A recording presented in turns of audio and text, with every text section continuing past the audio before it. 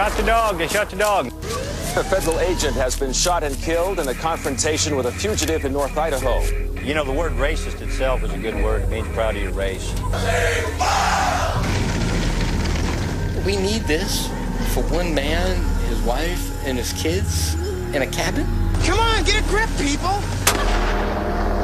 Weaver wanted to die. I just wanted to kick the door down so I could take a couple with me. You want to know how many are still alive up there? Vicki is dead. Somebody got away with murder. And there was blood all over the floor. There were going to be no heroes at Ruby Ridge.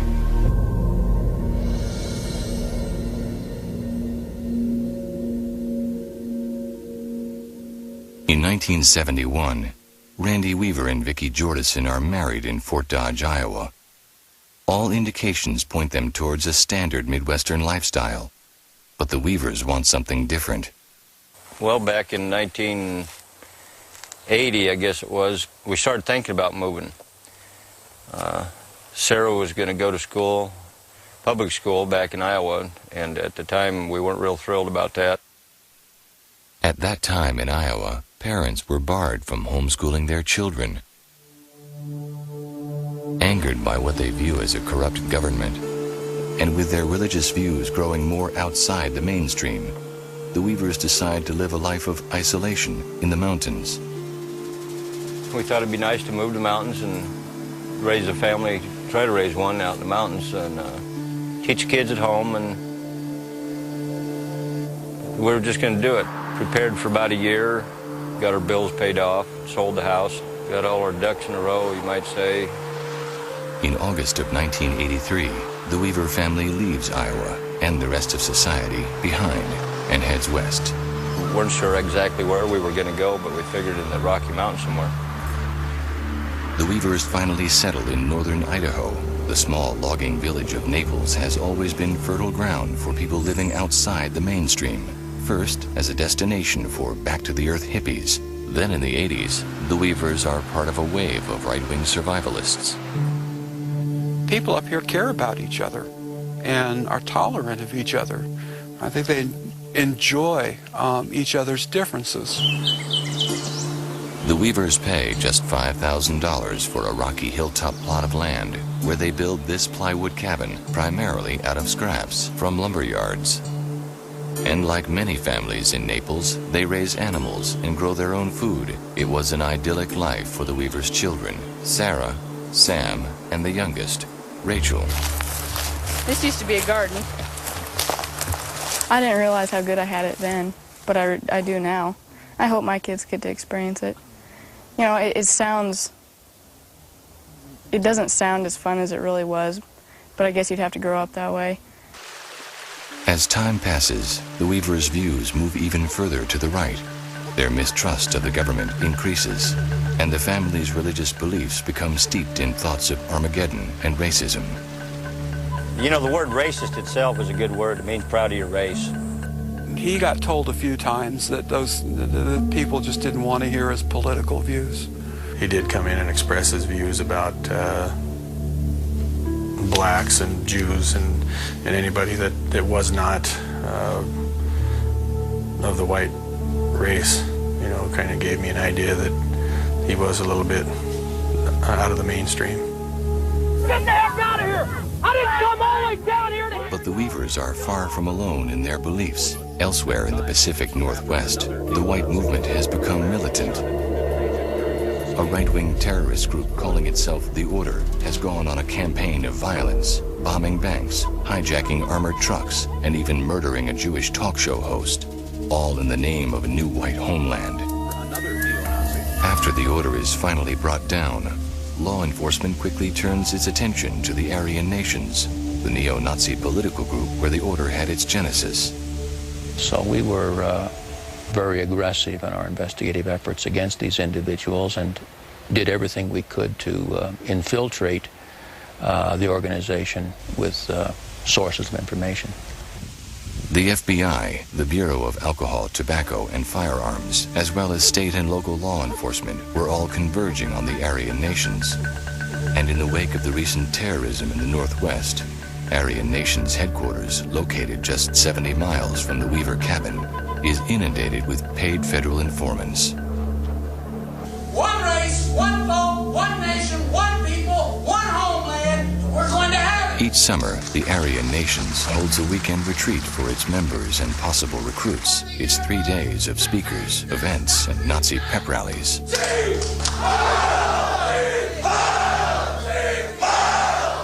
They call it a World Congress. It's a gathering of white separatists, some of them supremacists, people with that philosophy, basically.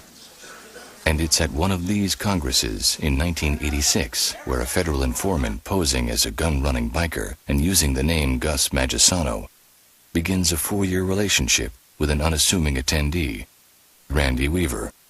I didn't have any idea the scrutiny that they were under by the federal government this Aryan Nation's place.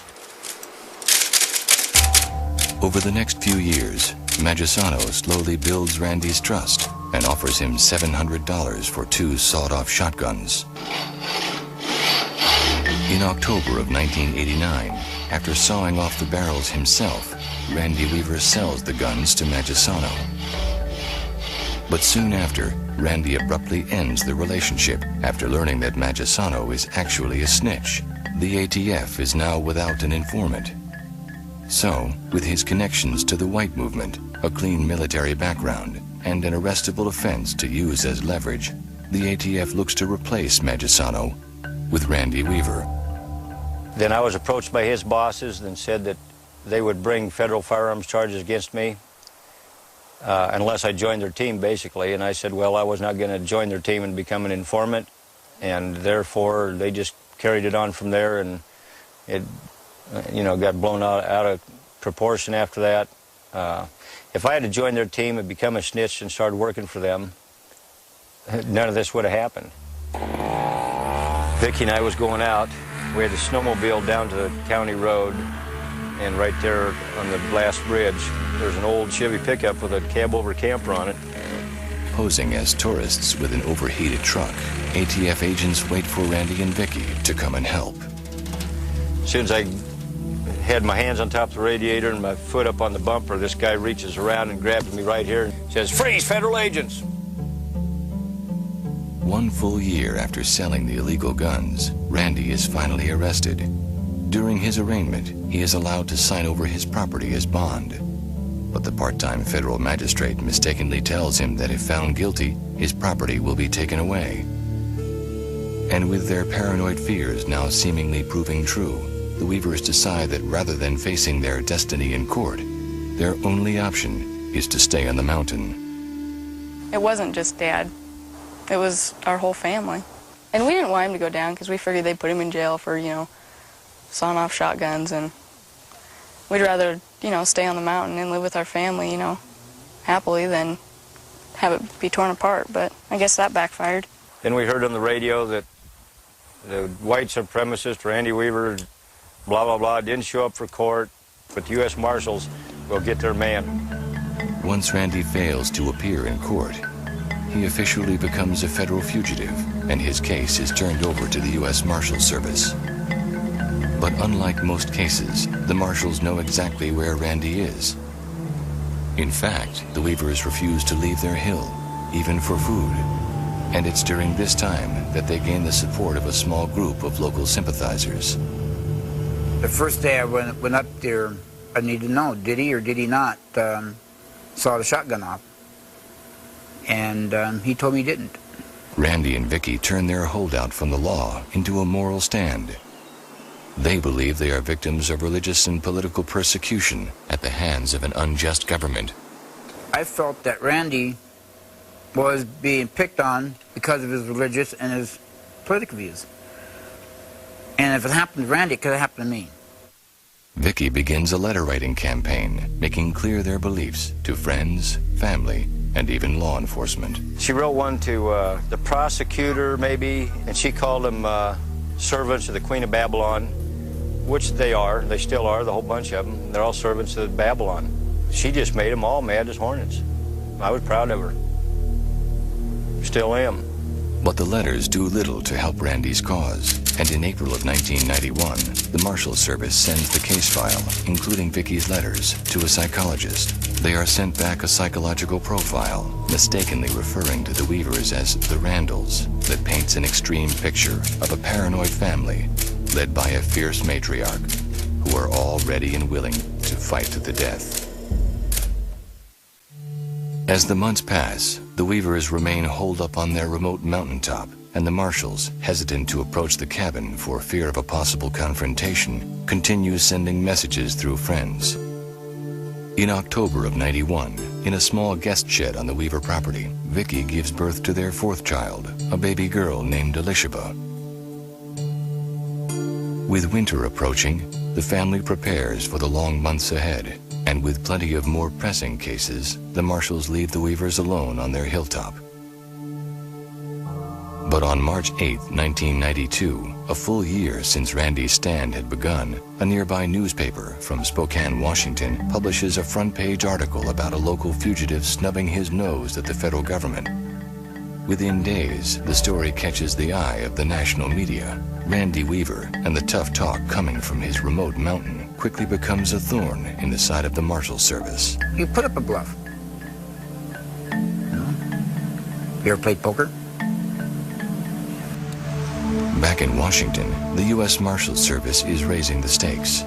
3 weeks after the first story is printed, a special meeting is held at Marshals headquarters. Based on neighbors' warnings, the now numerous news reports, and the growing mythology surrounding the Weavers, this remote cabin in the Idaho woods becomes the center of a complex surveillance and apprehension plan dubbed Operation Northern Exposure.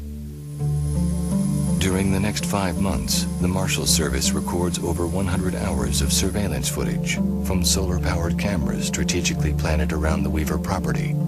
It's a total invasion of privacy, you know? It's like if my brother would have found out some of the stuff I did, you know? I'd be embarrassed enough, let alone the government. The surveillance clearly shows that the Weavers are almost always armed and seem to be prepared for some kind of confrontation. The cameras also show the family now joined by Kevin Harris, a 23-year-old man from Spokane who had lived with the Weavers as a teenager and looks up to Randy as a father figure. As surveillance escalates, so does media coverage. The national press seems drawn to the Weaver story. Randy is billed as a local folk hero, and his plywood cabin is transformed into a mountaintop fortress. It became blatantly obvious they were being watched, but yet they kept waiting for someone to come to their door. In the early morning hours of August 21st, 1992, a team of 6 deputy U.S. Marshals, fully armed and outfitted with night vision goggles, hike up the Weavers' Hill to gather intelligence for the final phase of Operation Northern Exposure. After 8 hours of surveying the terrain and watching the Weavers, their day is done and they begin to sneak back down the mountain. But for some reason, things don't proceed as planned. And in the hurried confusion, tragedy is about to strike. Our yellow lab striker was so worked up and excited that I figured it had to be probably a mountain lion or a bear. And Kevin and Sam come down around behind and followed me. And I said, well, I'm going to go down the logging road. I'll meet you down at the Y. And they was following the dog through the woods.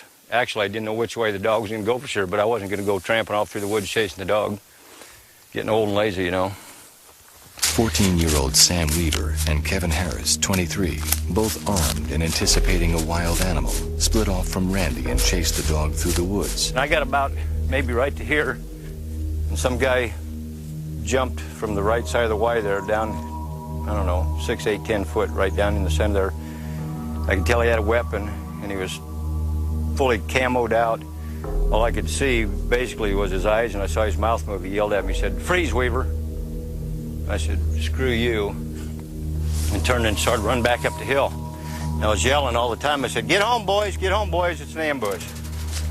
The boys don't hear Randy, and they continue chasing the dog through the woods until they come upon the Marshals. Sam Weaver's dog, Striker, reaches the Marshals first. And I heard a bang. Arr, arr, arr. They shot the dog,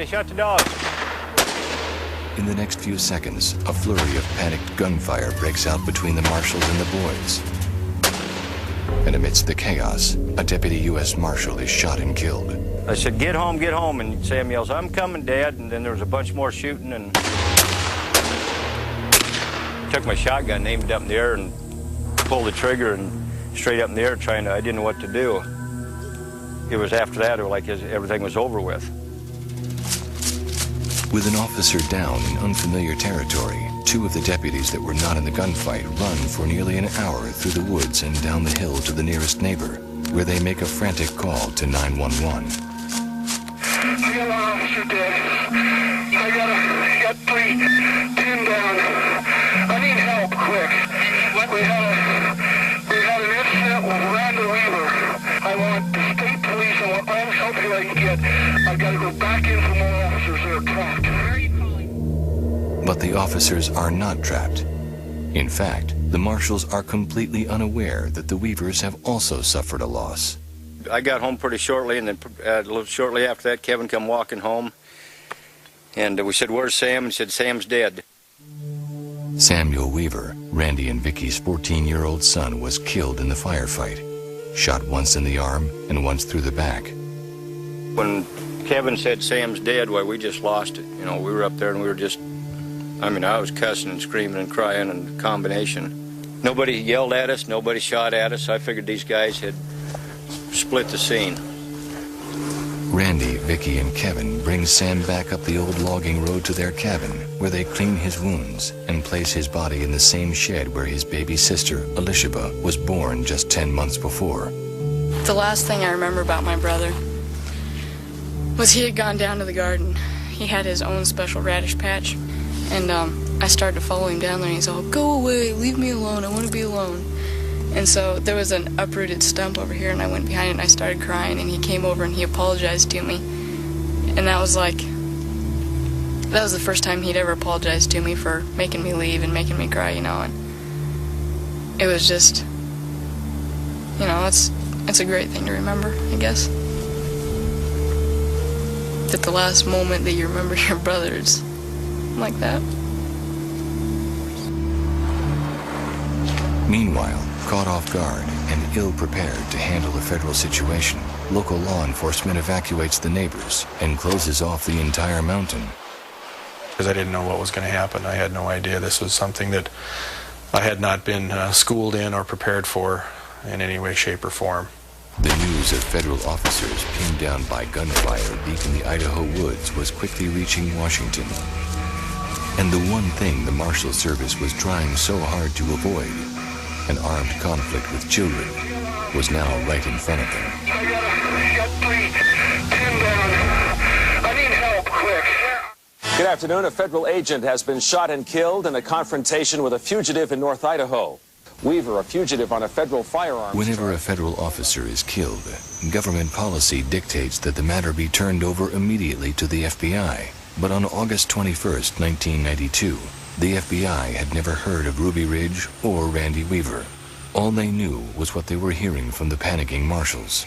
Got a call from FBI headquarters, and he advised there had been a shooting up at Ruby Ridge and that a marshal had been killed. The marshals were pinned down. We basically had 2 functions going up there. One was the rescue of the marshals, and the other one was the arrest of Randy Weaver. The situation, as presented, leads to the decision to call in the FBI's secret weapon, the Hostage Rescue Team, or HRT. Perhaps the most elite squad of snipers and assaulters in the world. And on the way out to Idaho, somewhere over the Great Plains, Dick Rogers, the head of the HRT, in consultation with FBI Assistant Director Larry Potts, agreed that the possibility of entering an ongoing gunfight, combined with the intelligence they were receiving on the Weaver family, warranted extreme measures. They begin to draft special rules of engagement to give the snipers more freedom than the standard FBI shooting policy, an action unprecedented in FBI history.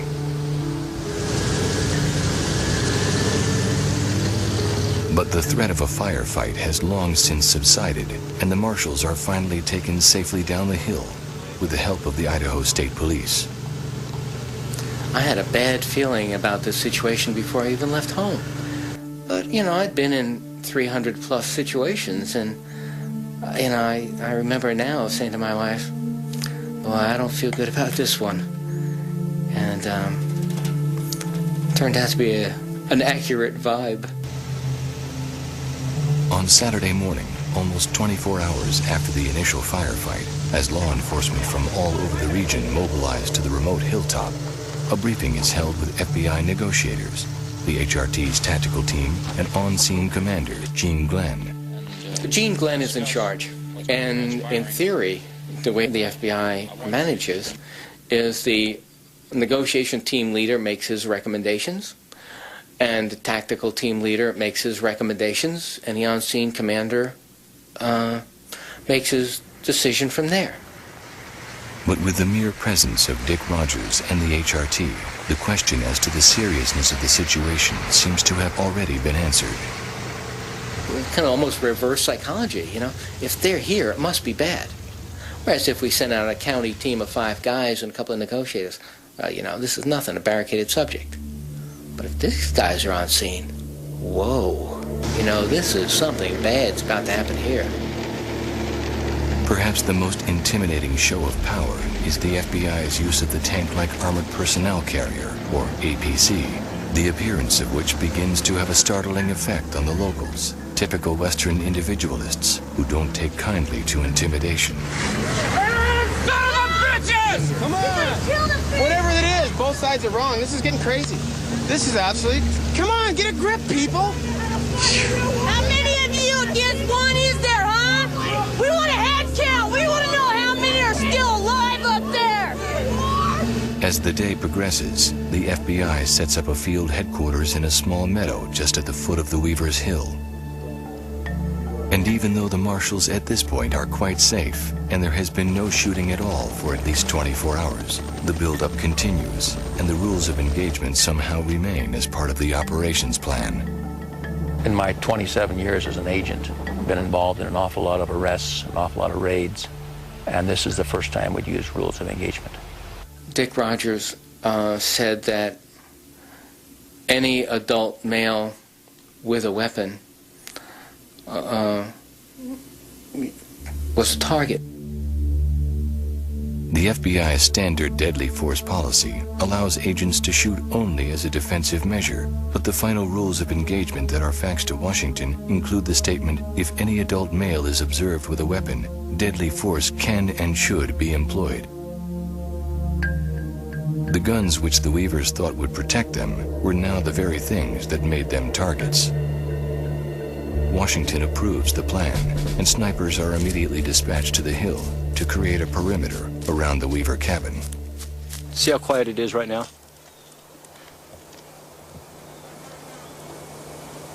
It's just the way it was. As the snipers settle into position, the FBI prepares to approach the cabin, and the Weavers wait. The other 2 dogs started barking a little bit and whimpering, and we was all in the house at the time, and I told everybody, I said, well, there's probably somebody out there approaching and they want to talk to us. So I said, I'm going to go out and see if they want what they got to say.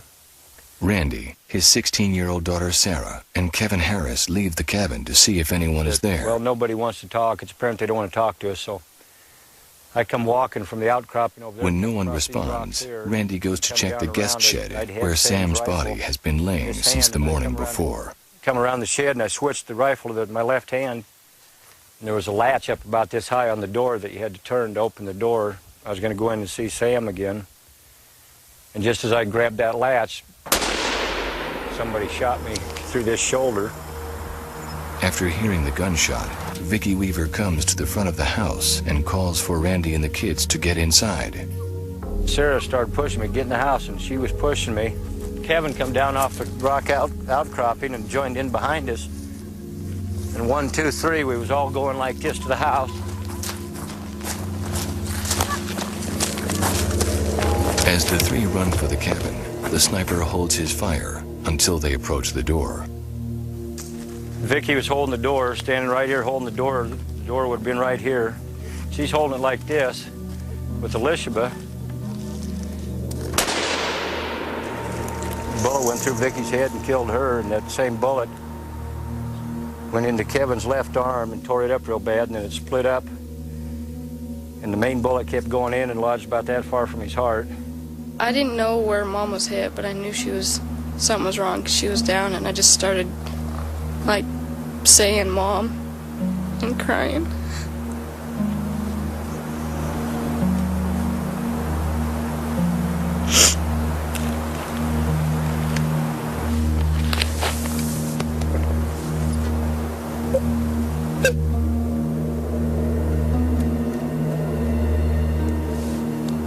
As you can imagine, that was a very chilling moment when shots were fired. And the sniper observer team wasn't sure what they hit. After 18 months of refusing to come down, any second chances Randy may have had are now gone. The confrontation the Weavers had predicted has come true. A U.S. Marshal has been killed. Sam's body is still in the shed. Randy and Kevin are both wounded, and Vicki now lay dead in the kitchen. When I turned around and saw him laying there, I knew from then on we were dead meat. They were just murdering us now. And you have to be there to understand the feeling. It was like I didn't even care anymore. I just wanted to kick the door down so I could take a couple with me. The first person to actually speak out to Randall Weaver was the head of the hostage rescue team, Dick Rogers.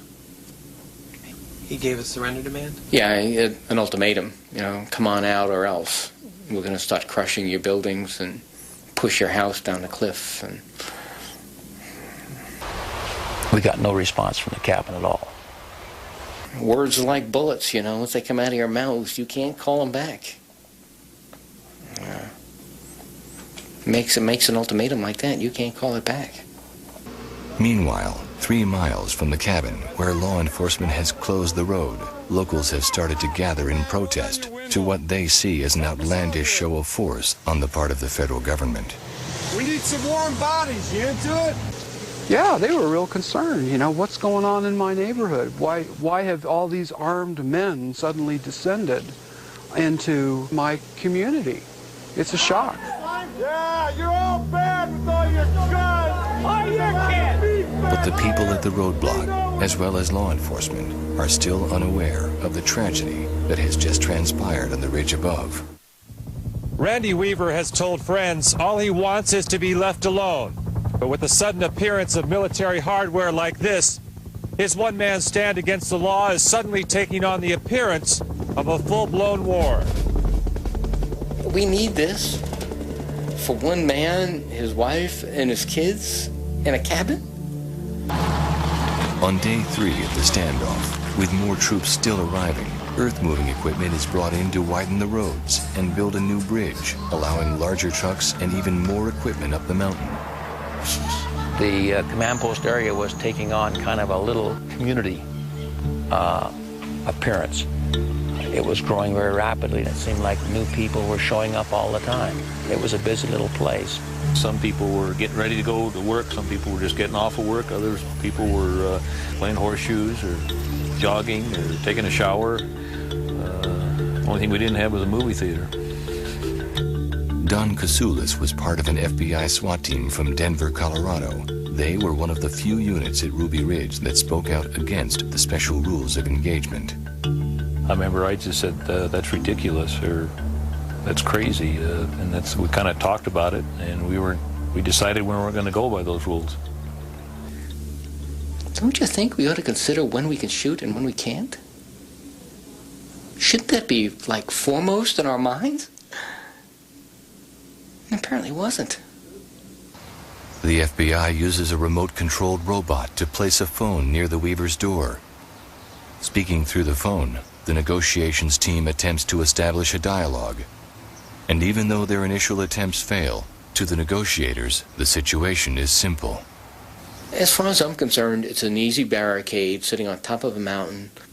Why don't we just sit here and wait? Everything ran into one day for me. I don't remember night from day, and I just remember I took care of Elishba most of the time.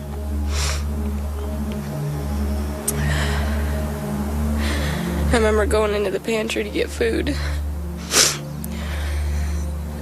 and there was blood all over the floor.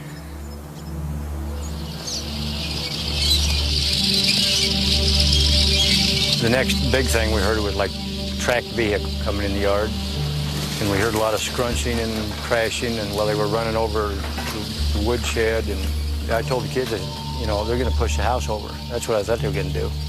The FBI uses the APC to clear out the area and gain control of the property, but it comes to a stop just before the guest shed. For some reason, one of the HRT guys just jumped out of the APC out the back and opened up this door, and that's when they discovered Sam's body. Sam's body had been lying in the shed for 2 days. At that point, the possibility that any of the Weavers might have been hurt had not even been considered. We had no information that he'd even been shot at.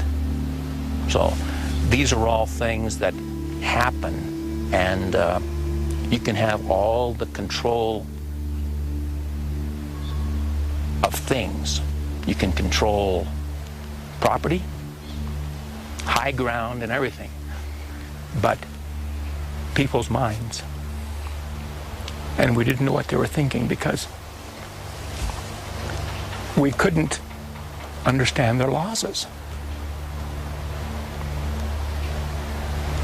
And that changed everything.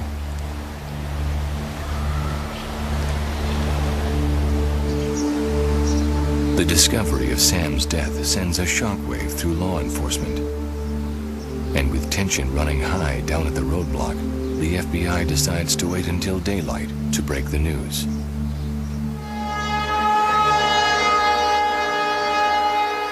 Federal officials have just announced Randy Weaver's 13-year-old son died during the initial shootout Friday. Protesters and neighbors are apparently not taking the news well. Are you proud of yourself? Are you proud of yourself? You're going to kill all the children to get one man. When they discovered Sam's body, it kind of ratcheted up that feeling of being in some kind of out-of-control tragedy. On Tuesday, day 5 of the standoff, the FBI finally investigates the crime scene. They quickly learn that what the Marshals had been reporting may have been greatly exaggerated.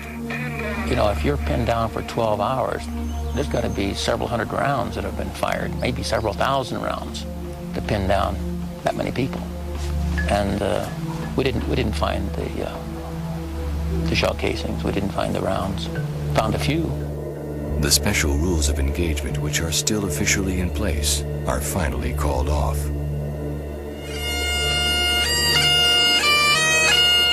On Wednesday, August 26th, on the other side of the country, in Quincy, Massachusetts, services are held for U.S. Deputy Marshal William Deegan, who was killed in the same shootout that killed Sam.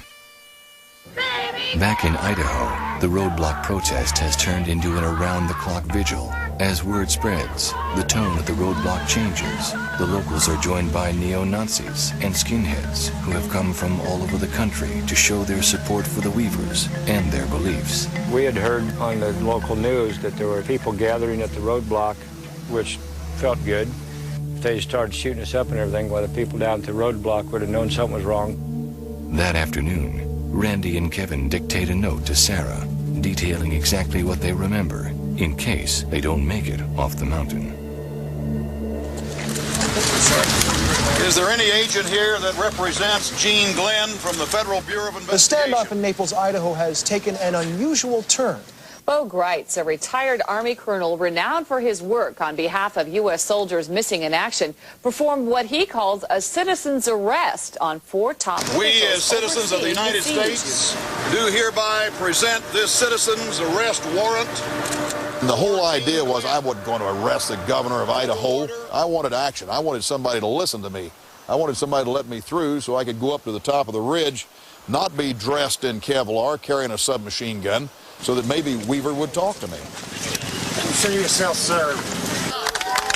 Then one day they said that Colonel Bo Greitz had showed up at the roadblock down below, and the next time they hollered at me, I hollered back and I told him, I said, I'll talk to Bo Greitz. The FBI lets Bo Greitz, a Green Beret commander and right-wing icon, pass the roadblock to talk to Randy, even though they know he's a risk. Especially knowing his political stance and his connections to some of these right-wingers. Sure, it was riskier. And, you know, this was no good. I couldn't talk to Weaver, so I jumped off the tank, and I came right over here. I said, Weaver, this is Bo Greitz. And I saw his face just flash right there in the window of the bathroom. Bo accomplished more during that first evening than all the negotiation had from the beginning to that point. And so that was a positive thing. The negative of Bo's dialogue was we found out a lot of things that were kind of shocking. And then is when he told me about Vicki, and I was shocked. I've never been shocked by any single event in my 21 years as I was by that one sentence uttered by Randall Weaver. Vicki's been killed, I've been shot, and Kevin's been shot. Randy's in good health. Unfortunately, Vicki is dead. Karen, the news earlier tonight, just a few moments ago, that Vicki Weaver, the wife of Randall Weaver, has been shot and killed. She was shot and killed last Saturday and has been dead for 6 days. It's a very volatile situation, although it appears to be quiet at this moment. Yes, this will be a tense night on the roadblock. It never entered our mind that she was anything but an active person in the cabin up there. So that was a tough night. Never will you take another woman down. Never.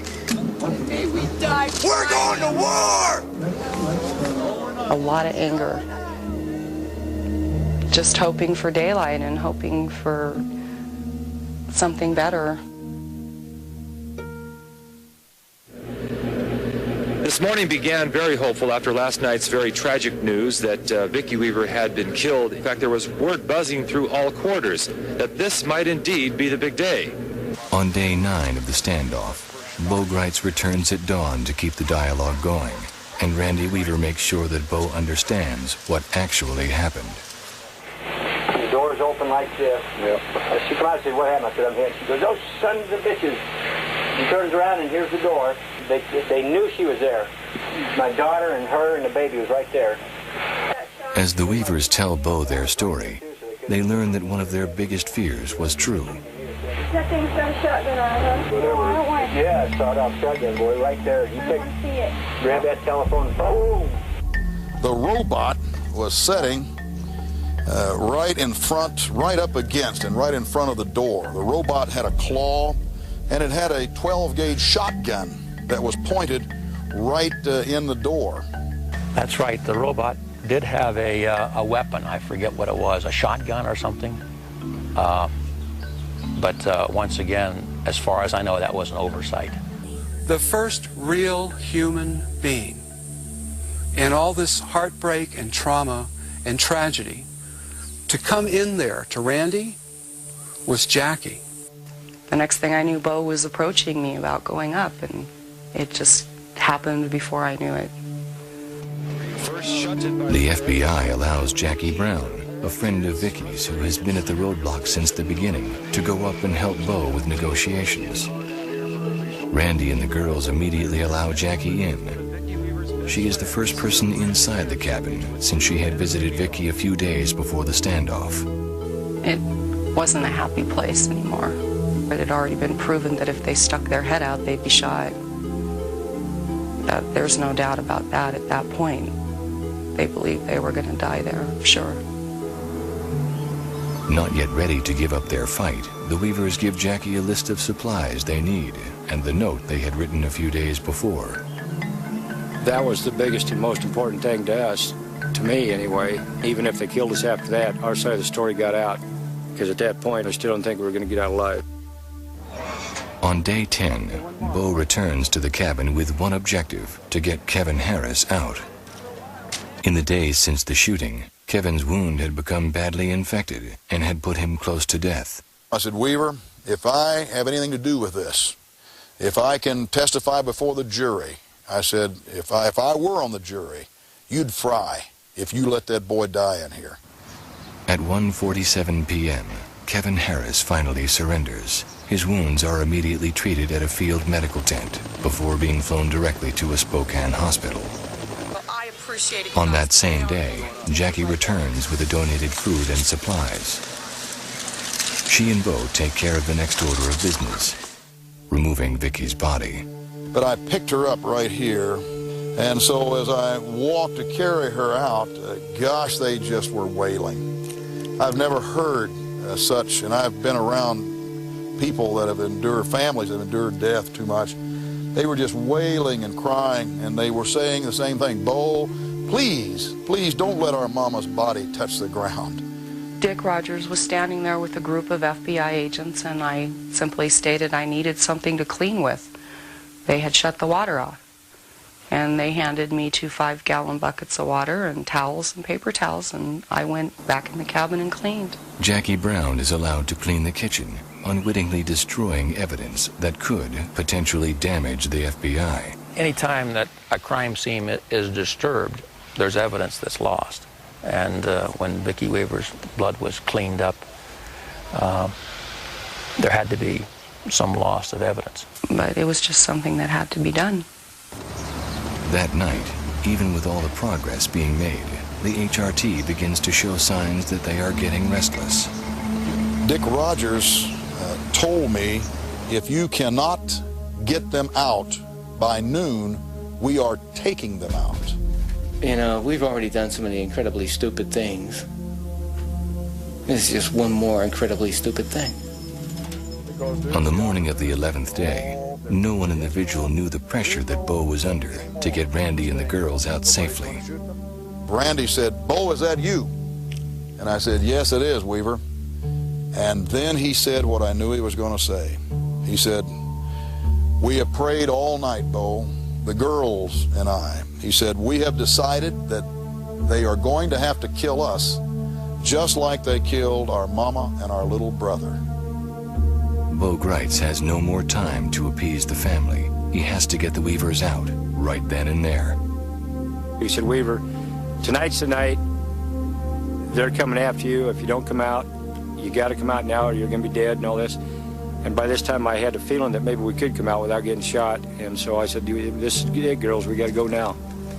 You know, and so we did. I had Randy Weaver with an iron grip, and I looked over, and Randy had Elishaba, and by God, we walked down that hill. And his little girls, I think, while they were terrified, I think they honestly began to think that maybe they wouldn't be shot down. And God, that's what you're supposed to think in America, for crying out loud. 2 words it seems that all of us have been waiting to hear. It's over. An 11-day standoff that took 3 lives has now ended with the surrender of Randy Weaver. Randy is taken into custody and immediately flown by helicopter to medical attention before being taken to jail in Boise by private jet. It is the first time he's ever flown. Randy, you have anything you want to say? Both Randy Weaver and Kevin Harris are charged with murder and conspiracy. After a 3-month trial, Kevin Harris is found not guilty on all charges and released a free man. Randy is found not guilty of all but the original failure to appear charge, for which he serves an additional 6 months in jail. If I could, you know, do over and then I could read the guy's mind, I wouldn't have sold him those guns. But as far as anything else concerned, no, I'd do it again. In 1994, the Weaver family files a civil suit, and 1 year later, the federal government settles for $3.1 million. Nobody came out of Ruby Raid's looking good. I think to a sense, everybody there was a victim. We fouled up in front of the entire world, and it should never have happened. And I think it was just a really disappointing day for the FBI. The FBI later admits to covering up facts during the court case, and the rules of engagement are deemed unconstitutional.